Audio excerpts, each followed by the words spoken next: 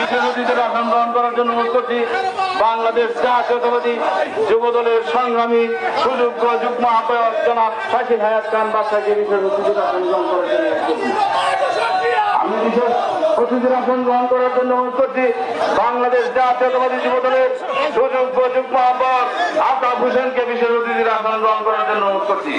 আমি বিশেষ অতিথির আসন গ্রহণ করার জন্য অনুরোধ করছি। বাংলাদেশ জাতীয়তাবাদী যুবদলের সুযোগ্য যুগ্ম আহ্বায়ক জনাব বিকাশ ঘোষকে বিশেষ অতিথির আসন গ্রহণ করার জন্য বিশেষ অতিথির আসন গ্রহণ করার জন্য অনুরোধ করছি। বাংলাদেশ জাতীয়তাবাদী ছাত্র দলের